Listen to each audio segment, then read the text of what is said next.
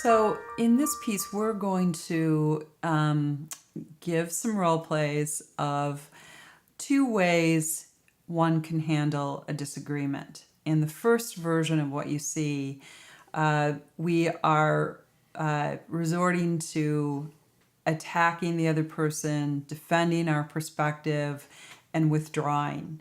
And you'll see how that plays out with more lack of connection and more threat to the partnership.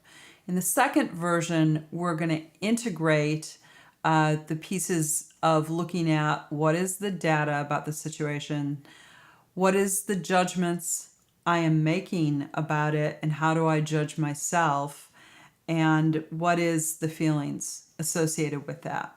So you'll see those two pieces play out, and I'll just let it run. Hey. Hey, where have you been?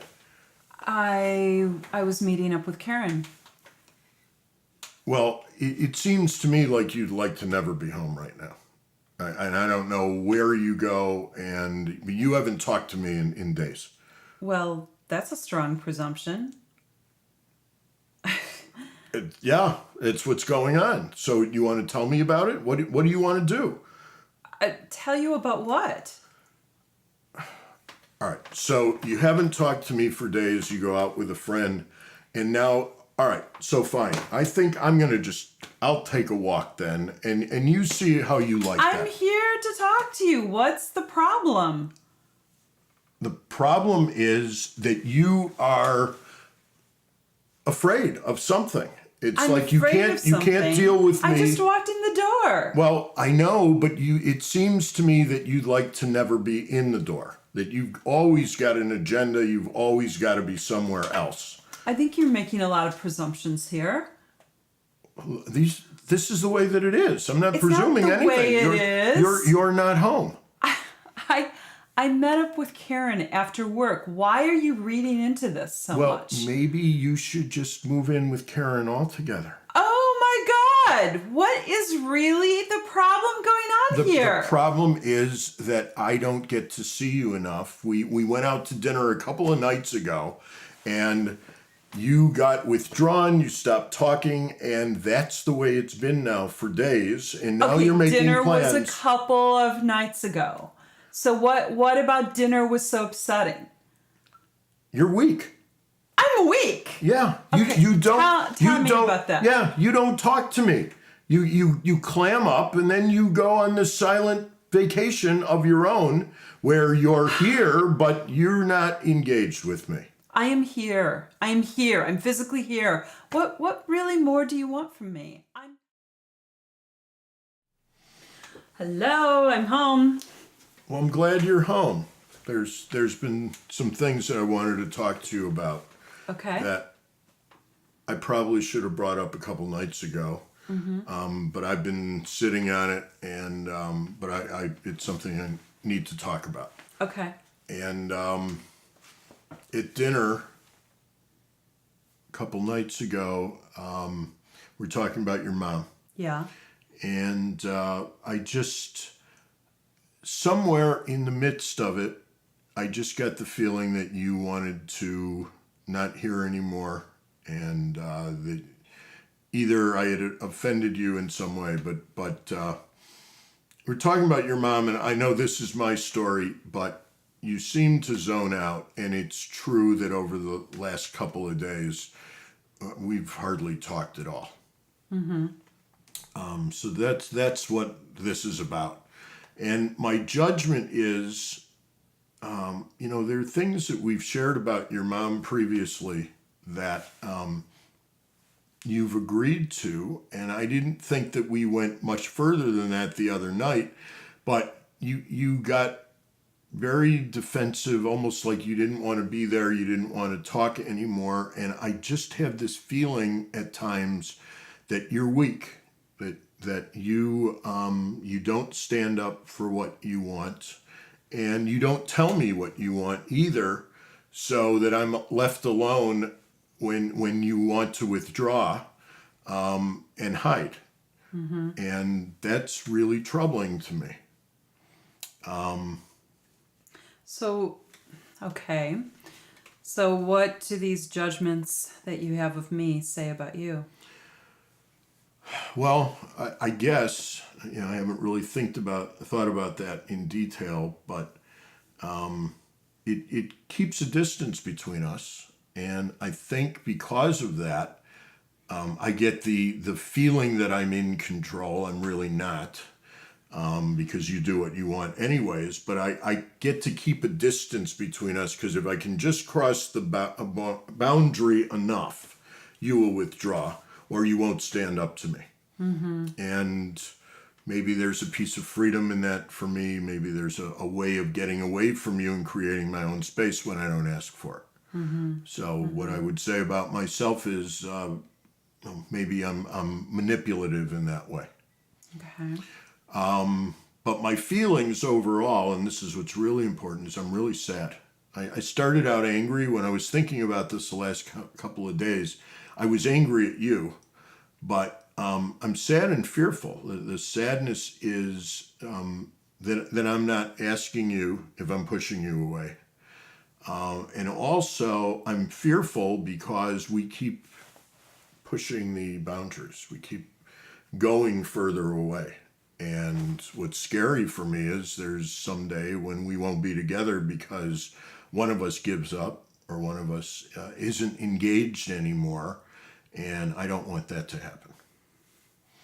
Okay. So I guess the last piece for me would be what I'm feeling now, as I've said, is fear and sadness. I'm not angry at you anymore. I really was. It's like, how could you do this to me? You don't want to talk to me. You won't tell me what's on your mind. And now I'm here.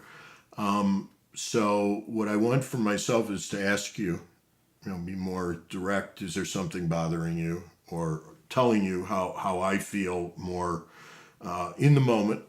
Good. And what I like from you is to speak up if you do feel that there's something that you might want to run from, if any of this is true, that you just speak up and tell me what's on your mind rather than think that I'm going to be angry and hurt you in any way, because I would never do that. Okay. Okay. So I hear you. what do you think about that? Well, part of me feels a little angry at your judgments, but at the same time, you're right. There is an element of truth to this, because the thing I don't say so much is that when you keep presenting that I should be authentic in my relationship to my mother, I feel fearful. It's like you get on this platform about this, and I just want to withdraw when you're there. I can't quite bring myself to do that. And I feel like until I do it, you're just going to pester me until I can step up. So the part of you that judges me in that way, I guess I can see how you view the situation. So what do you want to do differently? I want to admit to you my feelings, that when I hear that you're on a platform, I feel scared, and I feel sad too. Just that maybe I can't meet your expectation. That I think I should just admit how I feel in the moment and tell you. And okay, great. Thanks. That would be great. And what can I do? What would you like from me? How can I be more open to that, or seem more open? Well, just stop talking sometimes and check in with me. And when you think that I'm withdrawing, instead of just making presumptions about why I'm withdrawing, just give me an opening for why that is happening. Ask me, and I'll do my best to be authentic with you too on that, and remind you that when it sounds to me like you're on your high horse about this, I'm going to be intimidated somewhat, and I just need to own my feelings and then formulate my own solutions for how I can implement what we've talked about. That's great. Thanks for sharing. Thanks, hon. Thank you for sharing. We make this look easy. This takes a lot of work. While two people can do this, and we've had clients who have grown to this level, we call this piece recalibration, where we get back on the same page with our partner. We see each other in a way in which we can be bigger than, we can grow, and we can get to really the gold within ourselves that we've been hiding and the gold that they have that makes life with them so exciting. It takes work. Tanya and I can teach you, help you get to a point where this becomes as easy for you as it has been for us. And that's what we aspire to do. So what Steve and I have illustrated here today, as Steve says, it looks so simple once you know the components of what to do. But we don't just get there. We don't get there just by showing up as these new people. The reality is that we need to live life, and then we need help. And the way that you can get help is we are now offering a coaching program. It's an online coaching program that has a series of calls in it where you're going to be able to interact with us in a live format. And you're also going to be doing some work with your partner in between. Because we could illustrate these principles ad infinitum. We have numerous illustrations of this, but it's not going to change your relationship. The only way that you will be able to change your relationship once you understand these principles is to be coached into how you implement the principles that we just beautifully illustrated. And you need enough time for integration. You need to be able to work with your partner. You need to be able to listen to a cognitive piece. And then you need to be able to see what you do with that information. So Steve and I have developed a 6-week coaching program that will take you through all of the steps on this. And we're going to invite you to participate in this coaching program because, it's coming up into the holidays right now. And this is a time where we get called into spending money, oftentimes money that we don't really have, money to go home and see our families, money to buy things for the kids, money to buy more things for the kids. And meanwhile, life is being lived. And life is being lived in a way that might be chipping away at our relationship, and one of the things that we uncovered is that day that the kids go back to school, if you have school-age kids, that's the number one date that people file for divorce. And they usually file without saying a thing throughout the holidays. We don't want any of you to be in that situation. There are actually tools, skills, processes that you can use that would absolutely change your relationship. So I'm going to ask you this. I'm going to ask you to step up for your relationship. This isn't going to be without cost. There will be cost, but I can guarantee you that the cost of this program is minuscule in comparison to how this can potentially positively affect your life.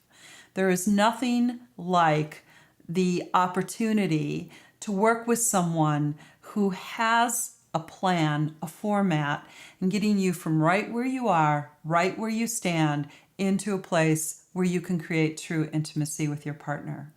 At the end of the day, what I can tell you is you don't want to be by yourself, having separated from your primary relationship. You want to be with that person.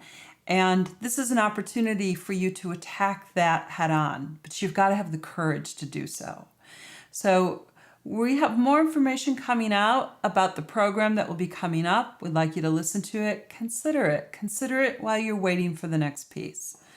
Have a great day.